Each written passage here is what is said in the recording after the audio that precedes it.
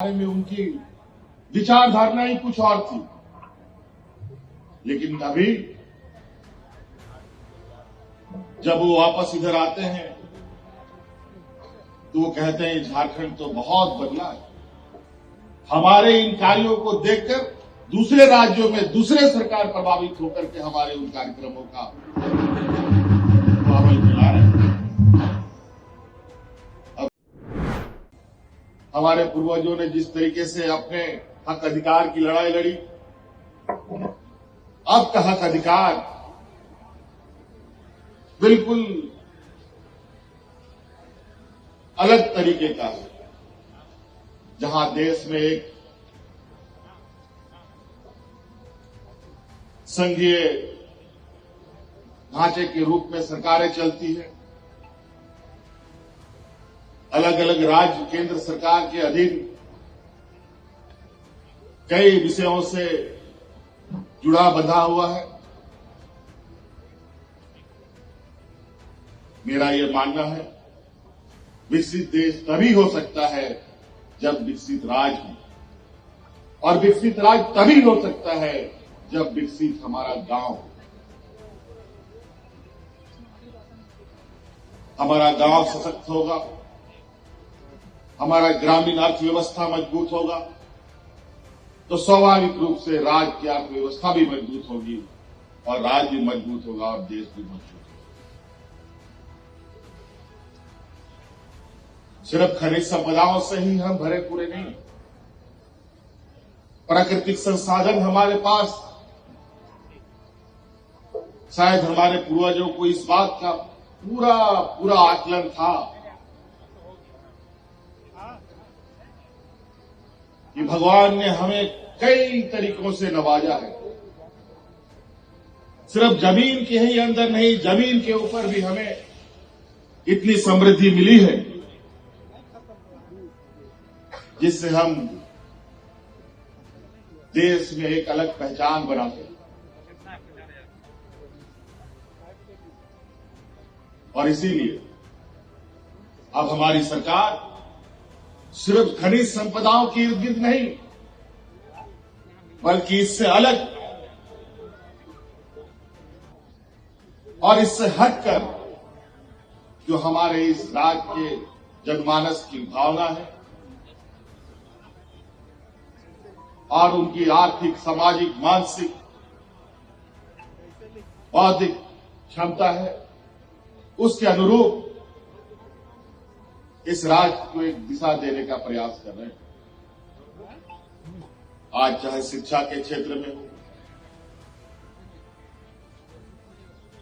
रोज नए आयाम जोड़े जा रहे हैं, स्वास्थ्य के क्षेत्र में हो, टेक्नोलॉजी के क्षेत्र में हो, हम अपने आने वाली पीढ़ी के लिए एक ऐसा मार्ग प्रशस्त करने की प्रयास में हैं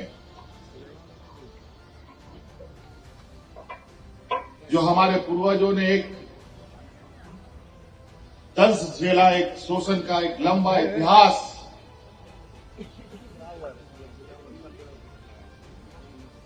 उनके सीने में दफन रहा है, उससे वो बाहर निकले।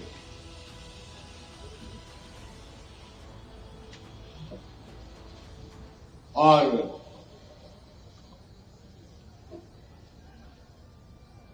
इस कदर वो अपने आप को मजबूत कर पाए कि आने वाला समय में खुद के साथ साथ इस राज्य को भी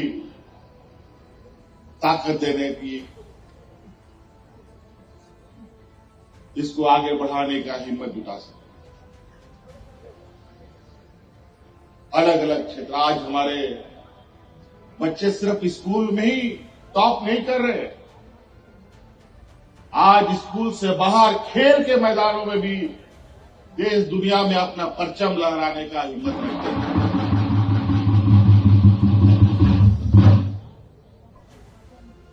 पर्यटन के क्षेत्र में हमने कई लोगों के जुबान से सुना है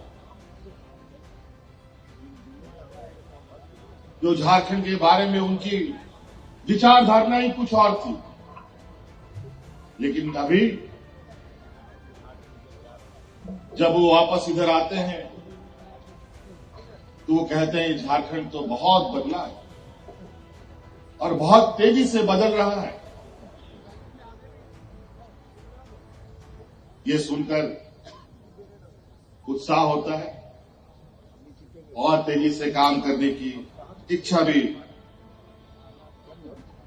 जगती है। आज हमारा ये इतिहास झारखंड का एक लंबा संघर्ष, आप सब लोग देखते हैं कि अलग अलग जगहों में हम लोग अपने वीर पुरुषों का कोई मूर्ति लगाते हैं, कोई फोटो लगाते हैं, उनके सम्मान में इकट्ठा होते हैं, उनको पहचान, उनको याद करते हैं। हमारे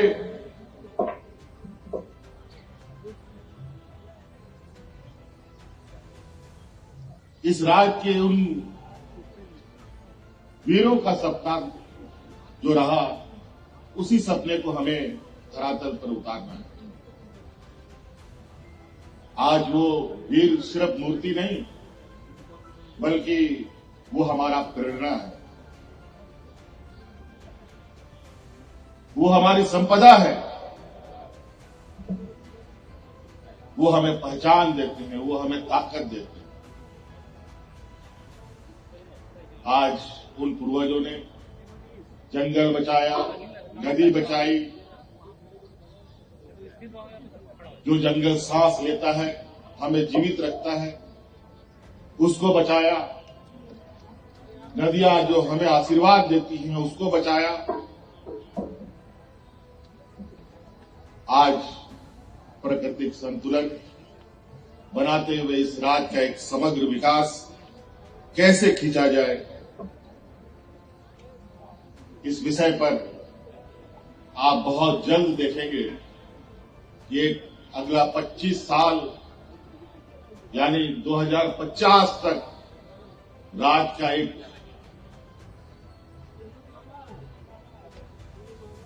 बहुत मजबूत और